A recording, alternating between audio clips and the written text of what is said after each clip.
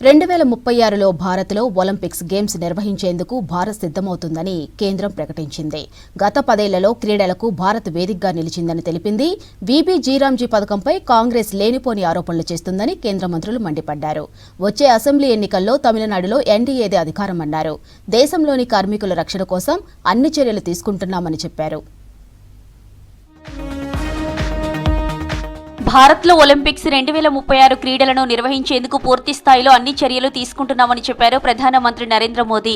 గత దశాబ్ద కాలంలో భారత్లో 20కి పైగా అంతర్జాతీయ క్రీడా పోటీలు నిర్వహించామన్నారు. 2030లో జరిగే కామన్వెల్త్ గేమ్స్ కూడా భారత్లోనే జరగనున్నాయని తెలిపారు. వారణాసిలో 72వ జాతీయ వాలీబాల్ ఛాంపియన్షిప్ పోటీల ప్రారంభోత్సవంలో ప్రధాని వీడియో కాన్ఫరెన్స్ ద్వారా మాట్లాడారు.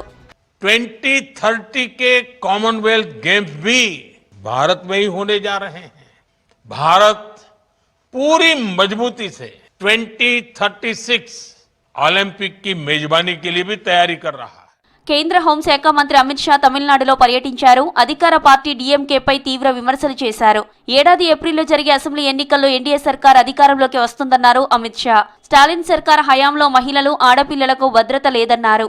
मैं विश्वास दिलाना चाहता हूं कि अप्रैल 2026 में तमिलनाडु में एनडीए की सरकार बनने जा रही है. వీబీజీరామ్జీ పథకంపై కాంగ్రెస్ లేనిపోని ఆరోపణలు చేస్తుందని విమర్శించారు కేంద్ర మంత్రి ప్రహ్లాద్ జోషి. ఉపాధి హామీ పనిదినాలను 100 నుంచి 125 రోజులకు పెంచామన్నారు. ప్రతిపక్షాలు చేస్తున్న ఆరోపణల్లో ఏమాత్రం నిజం లేదన్నారు. The decision will be taken at the Gram Panchayati level itself.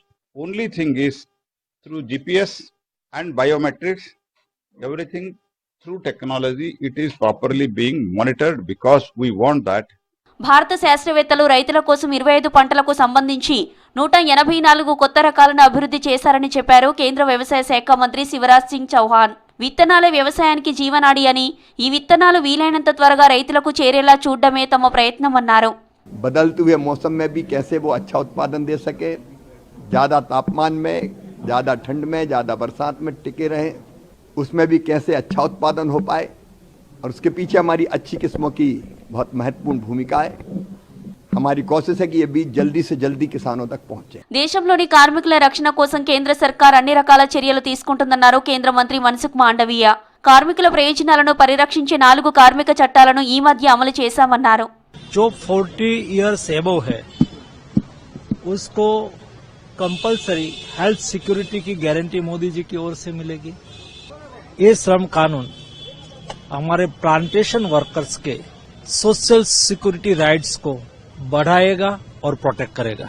భారత విదేశాంగ మంత్రి డాక్టర్ ఎస్ జయశంకర్ విదేశీ పర్యటనకు వెళ్లారు. ఫ్రాన్స్, లక్సెంబర్గ్లో 10వ తేదీ వరకు పర్యటిస్తారు. ప్యారిస్లో ఫ్రెంచ్ నాయకత్వంలో సమావేశమై విదేశాంగ మంత్రి జీన్ నోయల్ బారోడ్తో చర్చలు జరుపుతారు. భారత్ ఫ్రాన్స్ వ్యూహాత్మక భాగస్వామ్యం కింద సాధించిన పురోగతి, ప్రపంచ ప్రాముఖ్యత కలిగిన విషయాలపై చర్చిస్తారు.